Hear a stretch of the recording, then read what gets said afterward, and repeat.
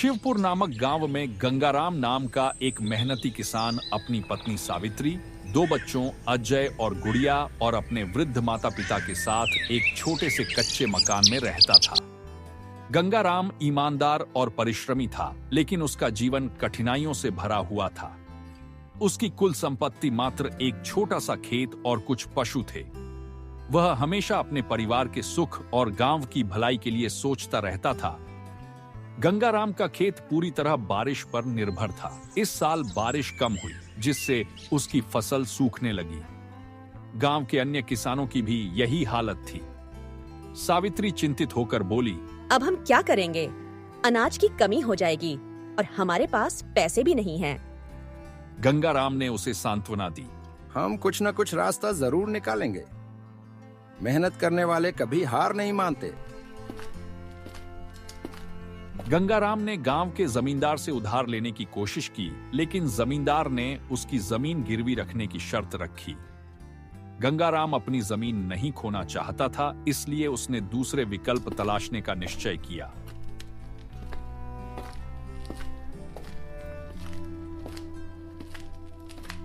गांव के बुजुर्ग रामस्वरूप काका ने उसे सलाह दी, अगर तुम गांव के तालाब से पानी लाने का कोई तरीका निकाल सको तो तुम्हारी फसल बच सकती है। गंगाराम ने इस पर विचार किया और ठान लिया कि वह खेत तक तालाब का पानी पहुंचाने के लिए खुद नहर खोदेगा। गंगाराम ने अकेले ही नहर खोदनी शुरू कर दी। दिन रात वह अपने फावड़े से मिट्टी हटाता और धीरे धीरे एक संकरी नहर बनती जा रही थी। सावित्री भी उसकी मदद करने लगी। गांव के लोग उन्हें देखकर हंसते और कहते, गंगाराम, ये पागलपन है। अकेले नहर खोदकर तुम क्या कर लोगे? गंगाराम मुस्कुराकर जवाब देता, जब तक कोशिश नहीं करेंगे तब तक कुछ हासिल नहीं होगा। गंगाराम का यह दृढ़ निश्चय देखकर उसकी पत्नी और बच्चे भी उसका हौसला बढ़ाने लगे। वह दिन भर खुदाई करता और रात में अपने परिवार के साथ बैठकर आगे की योजना बनाता। एक दिन जब गंगाराम खुदाई कर रहा था, तभी एक साधु वहां से गुजरे। उन्होंने उसकी मेहनत देखी और पूछा, बेटा, तुम क्या कर रहे हो? गंगाराम ने अपनी परेशानी बताई। तुम्हारी मेहनत एक दिन जरूर रंग लाएगी। अपने कर्म पर भरोसा रखो, भगवान तुम्हारी सहायता करेंगे। साधु ने गंगाराम को कुछ उपाय बताए और आशीर्वाद देकर चले गए। अब गंगाराम की हिम्मत और बढ़ गई। नहर खोदने का काम आसान नहीं था। मिट्टी कठोर थी, कई जगह पत्थर थे और कुछ ग्रामीणों ने उसे हतोत्साहित करने की भी कोशिश की। एक दिन गांव के कुछ युवकों ने उसका मजाक उड़ाया और बोले, गंगाराम, इतनी मेहनत कर रहे हो लेकिन इसका कोई फायदा नहीं होगा। पानी यहाँ तक पहुँच ही नहीं सकता। लेकिन गंगाराम ने हार नहीं मानी। उसने खुदाई जारी रखी। धीरे धीरे उसकी मेहनत रंग लाने लगी और नहर का आकार बनने लगा। कई हफ्तों की मेहनत के बाद एक दिन जब गंगाराम आखिरी खुदाई कर रहा था, तब अचानक जमीन से पानी फूट पड़ा। यह देखकर उसकी खुशी का ठिकाना न रहा। उसने चिल्लाकर सावित्री को बुलाया, देखो सावित्री, पानी आ गया। हमारी मेहनत सफल हो गई।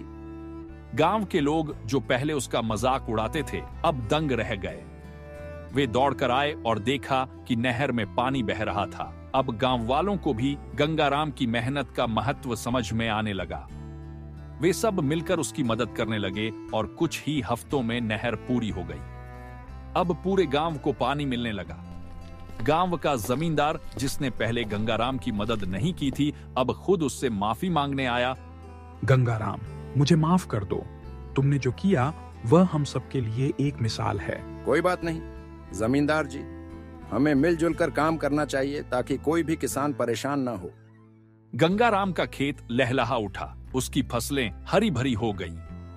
अब उसके पास अनाज की कोई कमी नहीं थी। गांव के बाकी किसानों को भी फायदा हुआ। गंगाराम ने अपनी जमीन बचा ली और अपने बच्चों की पढ़ाई के लिए भी पैसे जोड़ने लगा। अब शिवपुर गांव खुशहाल बन गया था। सब किसान मेहनत करने लगे और मिलजुल कर काम करने की आदत डाल ली। गांव में एकता बढ़ी और सभी को यह समझ में आ गया कि कठिन मेहनत और दृढ़ संकल्प से किसी भी समस्या का समाधान निकाला जा सकता है। इस कहानी से हमें यह सीख मिलती है कि अगर हम अपने लक्ष्य को पाने के लिए मेहनत और लगन से काम करें तो कोई भी बाधा हमें रोक नहीं सकती। संघर्ष ही सफलता की कुंजी है। जो मेहनत करता है वही फल पाता है।